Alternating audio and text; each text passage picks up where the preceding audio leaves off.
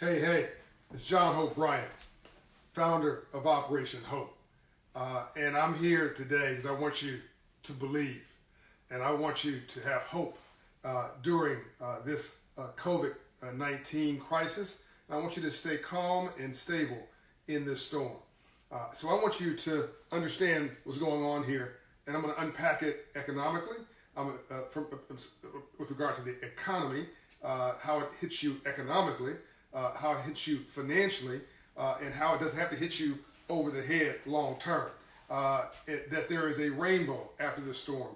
I'm giving compassion first to anybody who's lost anybody they love, anybody sick with the COVID virus. I'm not belittling any of this. Anybody who's lost your job, I'm not belittling you at all. Please don't see my optimism as a lack of compassion for what you're going through.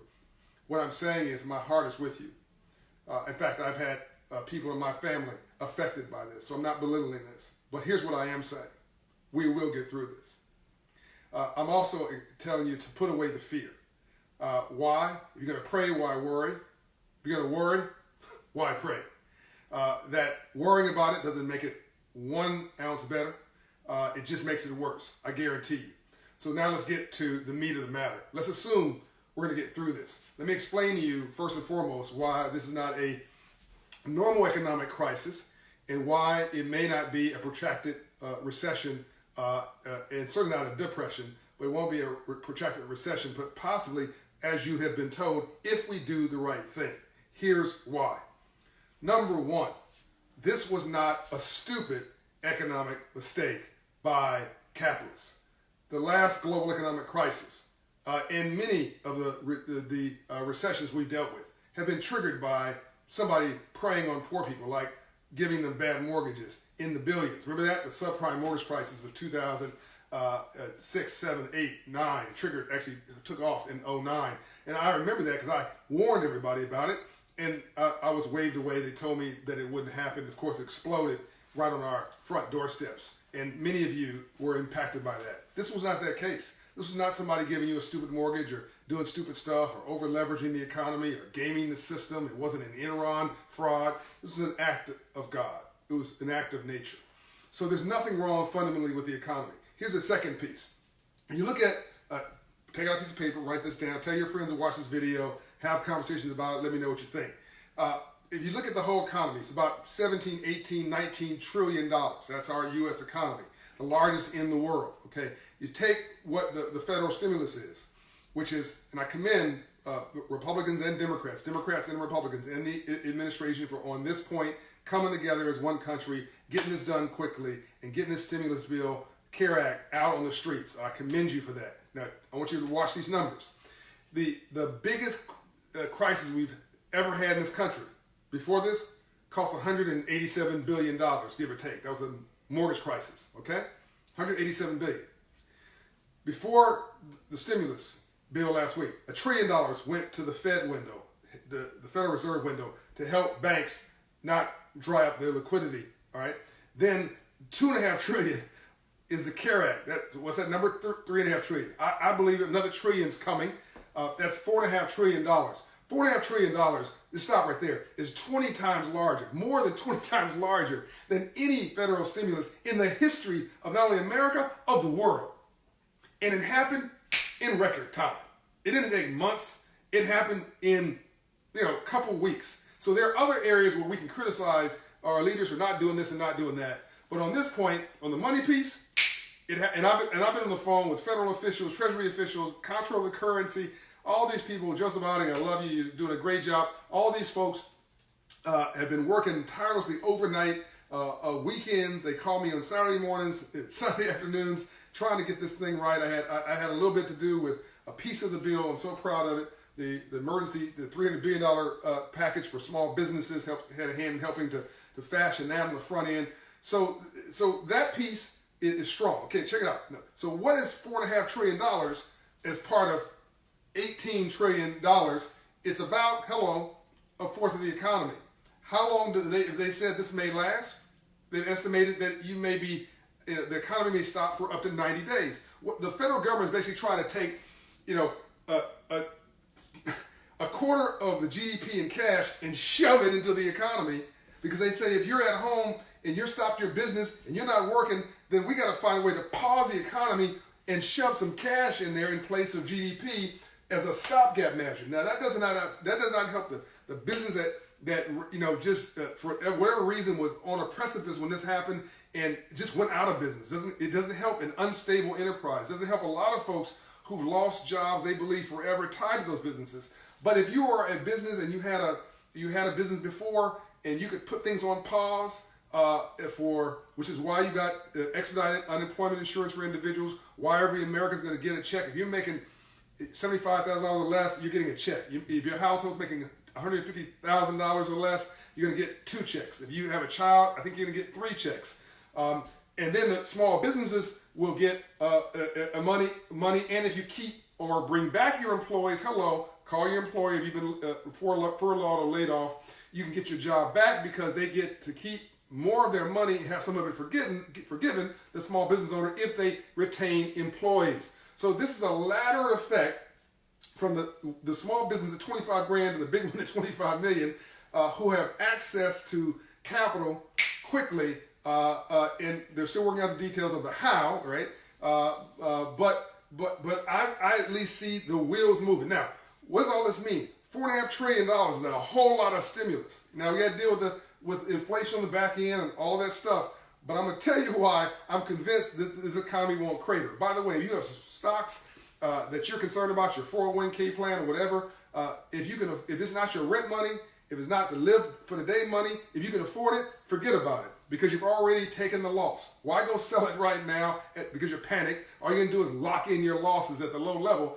If you lost, like I did, like everybody else did, 30 to 40% of your portfolio in the last week, and you don't need that money to pay your bills, forget about it. Because what goes down, as long as the world doesn't come to an end, okay, in a recovery, will what? Come on, go back up. Come on now. What goes down, as long as there's a recovery, will come back up. What does Warren Buffett say? If you're going to when people are afraid, be greedy. When people are greedy, be afraid. People are afraid right now. Being greedy means take advantage of that opportunity and ride the wave back up. So I would forget about my stock portfolio if you can afford to and let it ride. Just let it sit. You have solid stocks and solid companies. As long as the economy comes back, you will come back with it. What's a comment here? Our agency, Heather Hinton, SBA, is working tirelessly to get small businesses what they need. That's right, Heather. God bless the SBA for your good work. I know you're administrator, and I have great faith in her. And you're Mr. Magner, who's in charge, who's the deputy administrator. I've spoken to him. God bless you. I commend you. Okay, so I'll read the comments later and respond to many of them. And by the way, if you're from the SBA or the federal government, put your links in there so that people can access what the information you provide. Because 100,000 people or more will watch this video within a few days. Okay, so you've already heard me say that there's all of this stimulus that's coming to the federal government through the federal government to you. That's $4.5 trillion. Now, you've also heard me say this was not a stupid economic move by capitalists. It was an act of God. And you've also heard me say there's now, well, you haven't heard me say, I'll say this. There's been the federal banking regulators smartly, the FDIC chair, McWilliams, a smart lady, the comptroller of the currency, Otting, a smart man, told the banks, hey, this is not the borrower's fault. It's an act of God. Give them some flexibility to delay, not cancel, delay their payments for 30, 60, 90 days. Now, you will have to pay this money back. This is not a holiday. You're going to have to pay this money back. They'll probably modify your loans so you can pay it over time or put it in the back end of your mortgage, re-amortize the loan. But if you are hard-pressed right now and can't pay your bills, there is a way for you to delay that payment. So if you have delayed income, guess what now? You're going to have delayed expenses. Follow me now? If you've been now have delayed income, you'll have delayed expenses. Now, be careful because you want to make sure that you're paying the bills that you can afford to pay, because if you don't, it'll hit your credit score. And there's few things more important in life other than God or love, other than having a 700 credit score. You want to make sure in these environments that you are keeping your credit score high.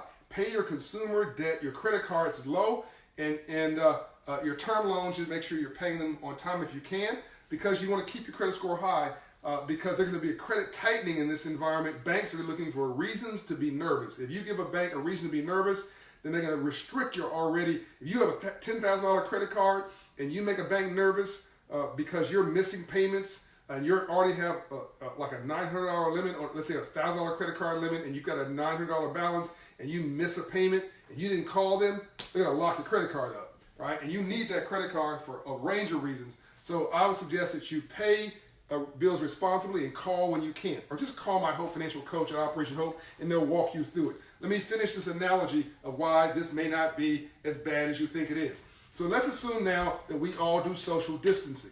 Now the governor here in Georgia did a smart thing today and told everybody to go sit yourself down for 30 days, and the federal government, everybody else is finally saying the same thing. Everybody go sit down, sit down, sit down.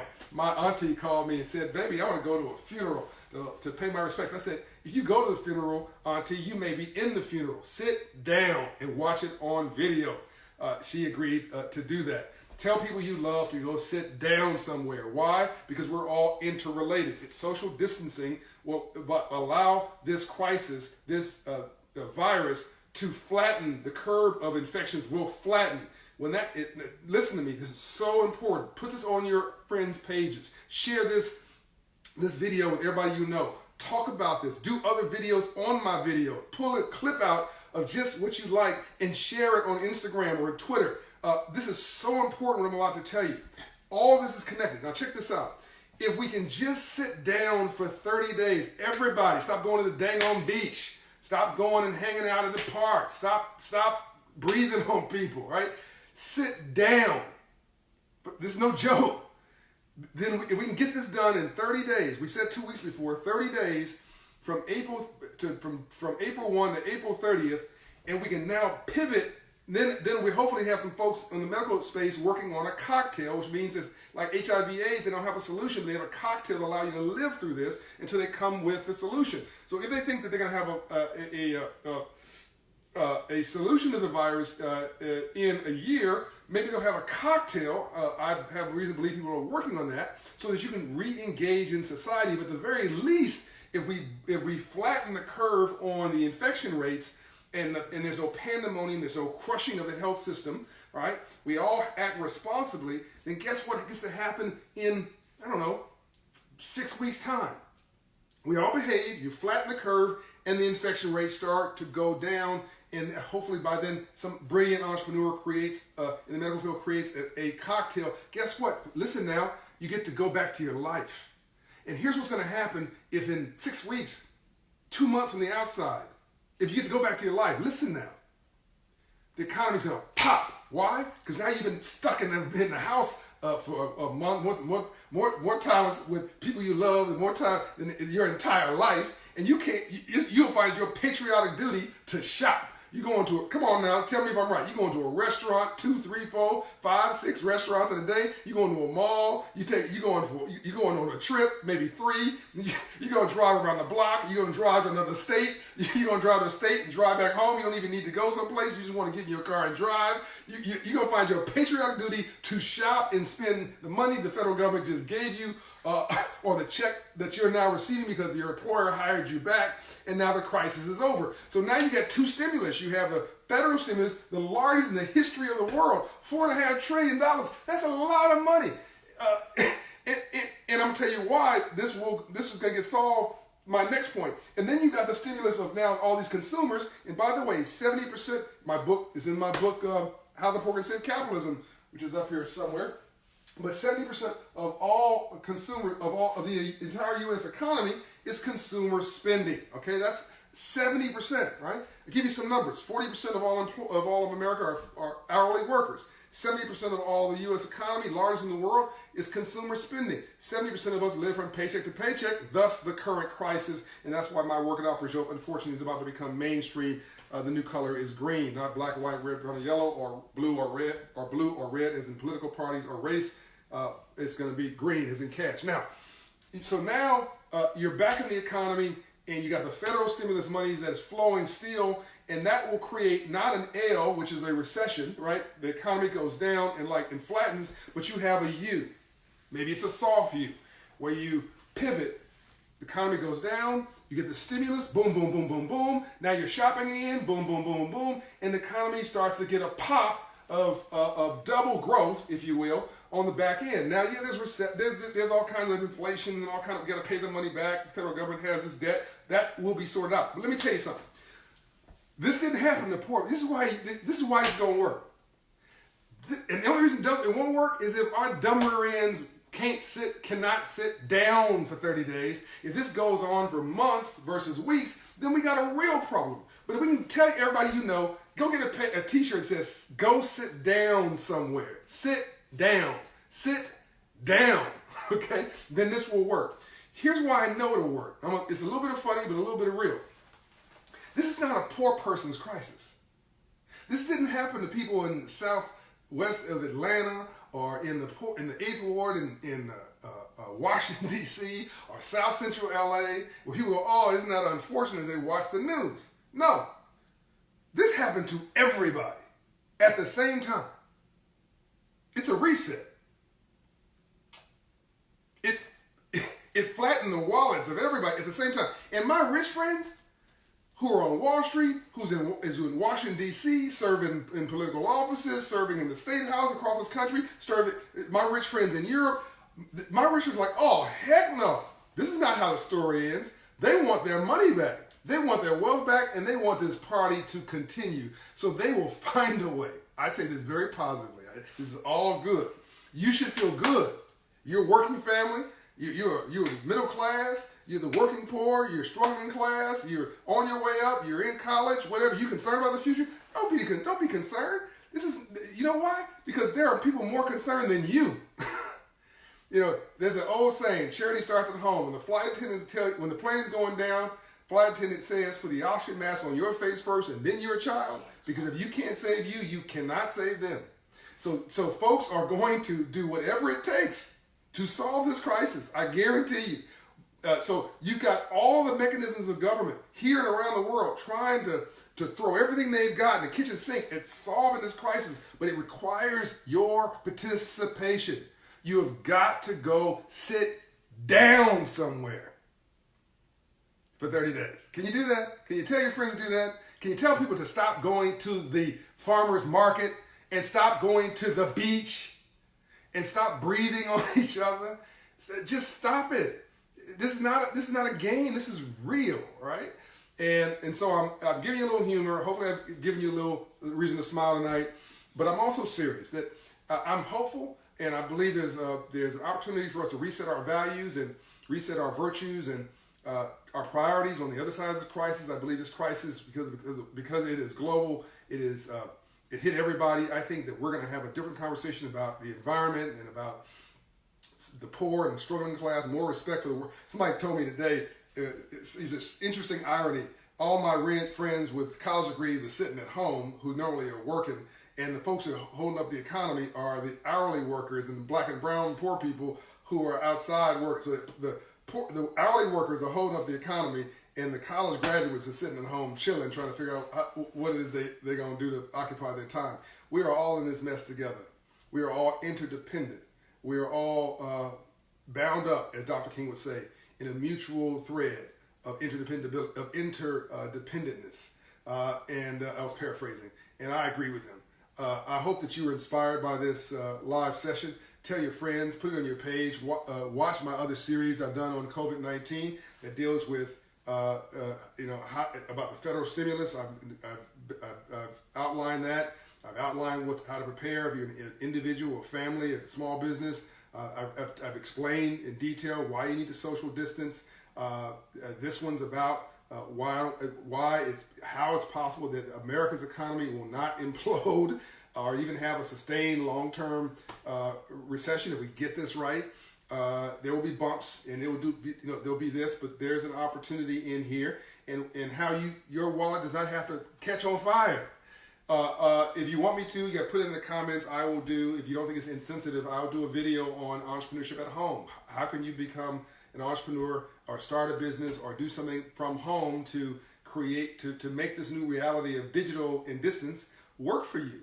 Because there's some ways you can, without being predatory, people, stop selling masks to folks and stop being a toilet tissue drug dealer selling a leaf of toilet tissue for 50 cents to somebody. Just stop it. It ain't funny, okay? Just stop it. But there are responsible ways. I hope I made you laugh. There are responsible ways for you to be a capitalist in this environment and do well and do good. Okay. Where can a business owner get correct and factual information for support for their business? I can only speak for myself. Alvin Harris is speak for myself, but I truly don't know. I think these comments are coming so fast. What or how, or I'm not eligible for anything. Okay, go to SBA.gov. If there's anybody from the SBA, please answer this comment. But I want you to go to the SBA.gov, and probably by Friday or Monday, you can go to OperationHope.org, and we'll have detailed information on how you qualify. Go to Hope Inside Disaster, or go to OperationHope.org at the end of this week, or go to right now to SBA.gov, I think it is, and it might be on the Treasury's website as well. But the criteria is there. It is, by the way, fast evolving. If you thought that if you applied 2 weeks ago for disaster assistance, it's a new program. Listen to me very carefully. If you applied 2 weeks ago to the SBA and you thought you were applying to this program, you were not. This program just got approved and signed into law on Friday of last week, and so they're still working out the how-tos. In fact, I know today that there's some revisions being made to the lending piece of this with the SBA, and everybody's working really hard. So just keep refreshing your screen. Just keep going back every day until Monday. By Monday, it should be tight at SBA.gov and the federal government. Do not trust anybody right now other than the federal government. You can trust Operation Hope or somebody credible like the Urban League or something like that, United Way. It's some credible websites. Okay. Did you guys enjoy this? All right, Heather looks to be like she's from the SBA, so she's giving information here. Antoinette, what she says, how would we be receiving the check? You'll get the check in the mailbox. Anybody who didn't file a tax return, I feel sorry for you. Why should I pay for the taxes? Why should I file a return? Because now, you want a check? The federal government is going to send you a check. Treasury Department, I've never seen this before in my life. The Treasury Department is going to send everybody a check for $1,000 or more. But they got nowhere to reach it. So you have to file a 28 or 2019 tax return. So I hope that you filed a return. And if you haven't, you might want to go e-file like right now. Like right now. Okay? Okay. So good information, Marvin Bell says. Thanks for being a top fan, Marvin. Alvin Hilton, awesome, very informative. Thank you. Renita Jordan, SB.gov. Okay, we'll be ready by Saturday. Okay, there's folks here from the SBA, it appears. Let me see. Lee, how do you start a business from home? Okay, I'll do a video on that maybe tomorrow. Be well, stay safe. Deidre, thank you. Thanks for being a top fan. Bingo, okay. Nitosh Star. Is that Nitosh Star from my team on here from Operation Hope? Yes, can you give us a class or session on how to profit from these times? Leroy Jordan, yes, I'll do something on that this week. Jocelyn Buchanan, top fan, love you, friend. Good evening, and thanks for helping us get that SBA grant several years ago. That SBA grant, the Oprah Winfrey grant, Use Your Life Award. Jocelyn, appreciated that award from Oprah. You were on her team. Everett, a republic if you can keep it. A republic if you can keep it. Benjamin Franklin. It's one of our top fans citing some philosophy. Please do a video on being an entrepreneur at home. Patrick Ogwang. Okay, I'll do that. All right, so I'm going to respond to these comments in writing later on. Time to transition in the crisis from Brederick. Okay. Alvin Hilton, people are not sitting down across the country. I know. They need to sit down. Go sit down somewhere. Okay, I love you guys. I hope you enjoyed this. Let me know what you think. And let me know what else you need to talk about. And I will add it to the list of videos on this series. 95 million video views, 1.5 million followers on this movement and growing. Tell all your friends to lock in. Go see an Operation Hope, Hope Inside coach at hopeinsidedisaster.org. Go to hopeinsidedisaster.org or hopeinsidedisastercovid19.org. Today, all our services are free. And I want to thank UPS, US Bank, Fifth Third Bank, and a bunch of others who are supporting our work at this time. The best is yet to come. Peace and light. John Hope Bryant.